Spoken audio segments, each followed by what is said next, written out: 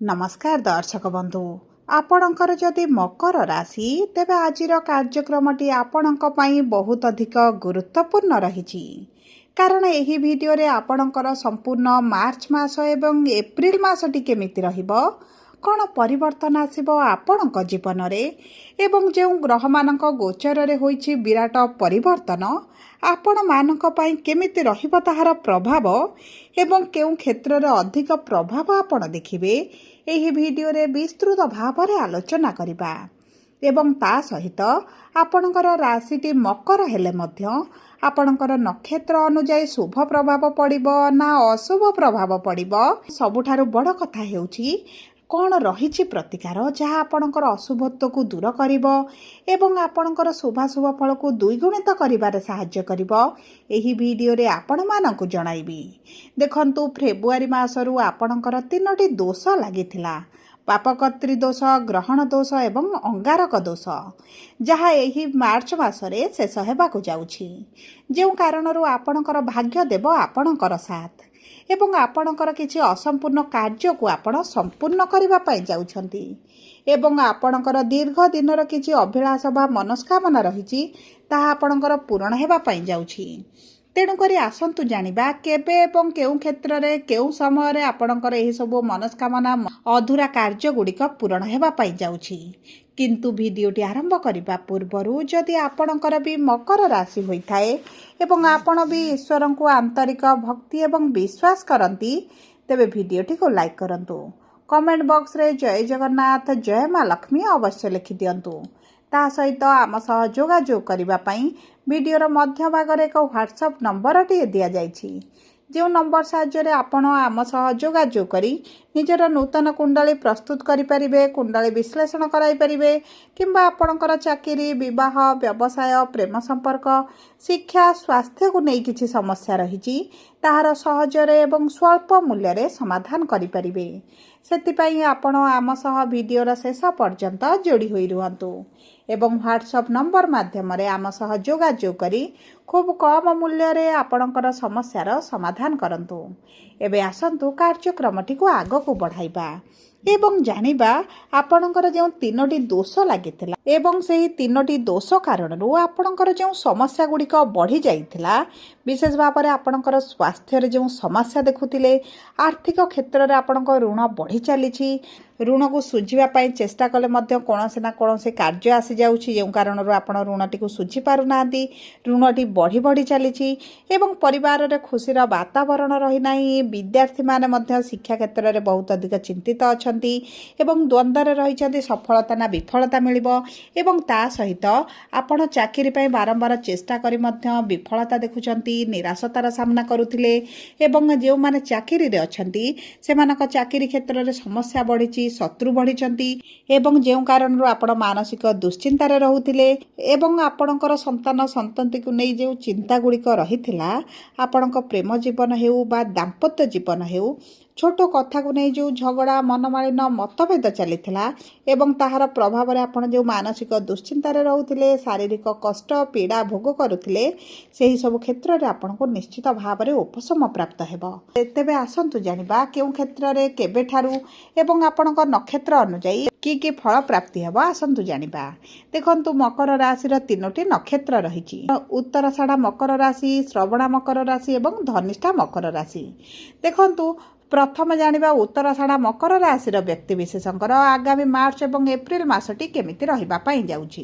देखंतु सूर्य आपणकर नक्षत्राधिपति अटंती एवं विराजमान करछंती आपणकर धनर भाव रे आपणकर तृतीय भाव को केंद्र को गोचर करिवे जे गृह गुड़िक सूर्य शुभ फल प्रदान करती। देखंतु जदि आपणकर अर्थर समस्याटी बढ़ी जाइछि एवं आपणकर अजथा अर्थ गुड़िए खर्च हेउछि आपण अर्थ सेविंग करि पारु नांती ऋण आपणकर बढ़ी चलिलानी तेबे आपणकर एही आगामी दिन गुड़िक अर्थर समस्याटी दूर हेबा पई जाउछि। आपणकर कोनोसी ना कोनोसी सूत्ररु अर्थ प्राप्ति होई जिवो आपणकर पैतृक संपत्तिरु आपणक प्राप्य आपणको मिल जाई पारे एवं जदि आपण किछि प्रॉपर्टी बिक्री करिबा पई चाहुचंती सेही माध्यम रे मध्य अर्थ प्राप्ति हेबो। देखंतु आपणकर अर्थ जदि केउटी फसी रहिछि एवं आपणको मिलु नथिला तेबे सेही अर्थ मध्य आपणको मिल जिवो।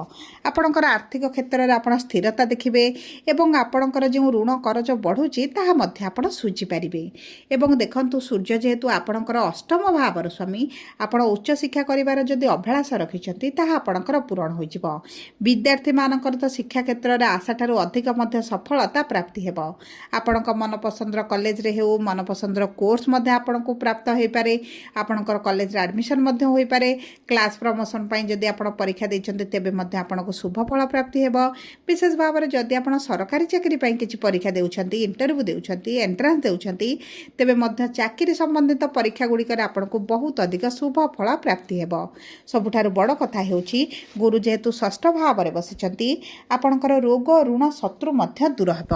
ମାନେ ଆପଣଙ୍କ କର୍ମକ୍ଷେତ୍ରରେ ଯଦି ଶତ୍ରୁ ବୃଦ୍ଧି ଘଟିଲେଣି ଏବଂ ଶତ୍ରୁଙ୍କ ପାଇଁ ଆପଣ ସମସ୍ୟାରେ ରହୁଛନ୍ତି, ପାରିବାରିକ ସମସ୍ୟା ବଢ଼ୁଛି ଶତ୍ରୁଙ୍କ କାରଣରୁ, ତେବେ ଆପଣଙ୍କର ସେହି ସମସ୍ୟା ଗୁଡ଼ିକ ଦୂର ହୋଇଯିବ।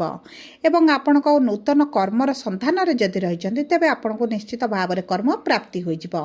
ଯଦି ଆମେ ଦେଖିବା ଶ୍ରବଣ ମକର ରାଶିର ବ୍ୟକ୍ତିବିଶେଷଙ୍କର ଆଗାମୀ ଦିନଗୁଡ଼ିକ କିଭଳି ରହିବ, ତେବେ ଦେଖନ୍ତୁ ଚନ୍ଦ୍ର ହେଉଛନ୍ତି ଆପଣଙ୍କର ନକ୍ଷତ୍ରାଧିପତି ଏବଂ ଚନ୍ଦ୍ର ହେଉଛନ୍ତି ଆପଣଙ୍କ ସପ୍ତମାଧିପତି ମଧ୍ୟ ଅଟନ୍ତି। ତେଣୁକରି ବିବାହ ପାଇଁ ଆପଣଙ୍କର ଅତି ପ୍ରବଳ ଯୋଗ ବନୁଛି। ଯଦି ଆପଣଙ୍କର ବିବାହ ହୋଇପାରୁନଥିଲା, କୌଣସି ନା କୌଣସି କାରଣକୁ ନେଇ ବାଧାବିଘ୍ନ ନେଇ ବୟସ ବଢ଼ୁଛି, ବିବାହରେ ସମସ୍ୟା ଦେଖୁଛନ୍ତି, ତେବେ ମଧ୍ୟ ଚିନ୍ତାର କୌଣସି ଆବଶ୍ୟକତା ନାହିଁ। ଆପଣଙ୍କର ବିବାହ ହୋଇପାରେ କିମ୍ବା ବିବାହ ଠିକ୍ ହୋଇ ମଧ୍ୟ ରହିପାରେ। ଯଦି ଆପଣଙ୍କ ବୈବାହିକ ଜୀବନରେ ସମସ୍ୟାଟି ବଢ଼ିଥିଲା, ପତିପତ୍ନୀଙ୍କ ସମ୍ପର୍କରେ ଯଦି ସମସ୍ୟା ଆସୁଛି, ଦୂରତା ବଢ଼ୁଛି, ତେବେ ମଧ୍ୟ ଆପଣଙ୍କ ସମ୍ପର୍କରେ ମଧୁରତା ଆସିବ। ଉଭୟ ଏକତ୍ର ହୋଇ କୌଣସି ଏକ ବଡ଼ ନିଷ୍ପତ୍ତି ନେଇପାରନ୍ତି। ଯଦି ଆପଣଙ୍କର ସନ୍ତାନ ପ୍ରାପ୍ତିର ସମସ୍ୟା ହେଉଥିଲା, ବିଳମ୍ବ ହେଉଥିଲା, ତେବେ ମଧ୍ୟ ଆପଣଙ୍କୁ ସନ୍ତାନ ପ୍ରାପ୍ତି ହୋଇଯିବ। ଏବଂ ଯେଉଁମାନଙ୍କର ସନ୍ତାନ ଅଛନ୍ତି ଏବଂ ସନ୍ତାନଙ୍କ କ୍ୟାରିୟରକୁ ନେଇ, ସ୍ୱାସ୍ଥ୍ୟକୁ ନେଇ, ବିବାହକୁ ନେଇ ଚିନ୍ତିତ ଅଛନ୍ତି, ତେବେ ଆପଣଙ୍କର ଚିନ୍ତା ଗୁଡ଼ିକ ଦୂର ହୋଇଯିବ। ଆପଣଙ୍କ ସନ୍ତାନଙ୍କ ଭାଗ୍ୟ ସେମାନଙ୍କର ସାଥ ଦେବା ପାଇଁ ଯାଉଛି ଏବଂ ଆପଣଙ୍କୁ ସନ୍ତାନଙ୍କ ମାଧ୍ୟମରେ ମଧ୍ୟ କିଛିଟା ଅର୍ଥ ପ୍ରାପ୍ତ ହୋଇପାରେ। ତା ସହିତ ଗୁରୁଙ୍କର ସପ୍ତମ ଦୃଷ୍ଟି ଯେହେତୁ ଆପଣଙ୍କର କର୍ମର ଭାବରେ ରହୁଛି, ଆପଣଙ୍କୁ କର୍ମକ୍ଷେତ୍ରରେ ସମ୍ମାନିତ କରାଯାଇପାରେ, ପ୍ରଶଂସିତ କରାଯାଇପାରେ। ଆପଣଙ୍କୁ କିଛି କର୍ମକ୍ଷେତ୍ରରେ ଆଚିଭମେଣ୍ଟ ମଧ୍ୟ ପ୍ରାପ୍ତ ହୋଇପାରେ, ସାଲାରୀ ବୃଦ୍ଧି କିମ୍ବା ଆପଣଙ୍କ ପ୍ରମୋସନ୍, ଏହିଭଳି କିଛି ନା କିଛି ଶୁଭ ଖବର ଆପଣଙ୍କୁ ପ୍ରାପ୍ତ ହେବ। ଯଦି ଆପଣ ପାର୍ଟନରସିପ୍ରେ କିଛି କାର୍ଯ୍ୟ ଆରମ୍ଭ କରିବା ପାଇଁ ଚାହୁଁଛନ୍ତି, ତେବେ ମଧ୍ୟ ଉତ୍ତମ ରହିବ ଏବଂ ଆପଣଙ୍କ ଦୈନନ୍ଦିନ ରୋଜଗାରରେ ବୃଦ୍ଧି ଘଟିବ। ବିଶେଷ ଭାବରେ ଆପଣଙ୍କର ଯେଉଁ ସ୍ୱାସ୍ଥ୍ୟରେ ଗଳା, ତଣ୍ଟି ଦରଜ ହେବା, ଦାନ୍ତରେ ସମସ୍ୟା ହେଉଥିଲା, ସେଥିରେ ମଧ୍ୟ ଆପଣ ଉପଶମ ଅନୁଭବ କରିବେ। ଏବଂ ଆସନ୍ତୁ ବର୍ତ୍ତମାନ ଜାଣିବା ଧନିଷ୍ଠା ମକର ରାଶିର ବ୍ୟକ୍ତିବିଶେଷଙ୍କର ଆଗାମୀ ଦିନଗୁଡ଼ିକ କିଭଳି ରହିବ। ଦେଖନ୍ତୁ ଆପଣଙ୍କର ନକ୍ଷତ୍ରାଧିପତି ହେଉଛନ୍ତି ମଙ୍ଗଳ ଏବଂ ମଙ୍ଗଳ ବିରାଜମାନ କରିଛନ୍ତି ଅର୍ଥର ଭାବରେ, ଧନର ଭାବରେ ଏବଂ ମଙ୍ଗଳ ମଧ୍ୟ ହେଉଛନ୍ତି ଆପଣଙ୍କର ଲାଭାଧିପତି। ତେଣୁକରି ଆପଣଙ୍କ କର୍ମକ୍ଷେତ୍ରରେ ରୋଜଗାରରେ ବୃଦ୍ଧି ଘଟିବ। ଆପଣ ଯଦି ଚାକିରିର ସନ୍ଧାନରେ ଅଛନ୍ତି, ଚାକିରି ପ୍ରାପ୍ତ ହୋଇଯିବ କିମ୍ବା ଆପଣଙ୍କର ଯଦି ଚାକିରିରେ ପୂର୍ବରୁ ଅଛନ୍ତି, ତେବେ ଆପଣଙ୍କୁ ନିଶ୍ଚିତ ଭାବରେ ଶୁଭ ଫଳ ପ୍ରାପ୍ତି ହେବ।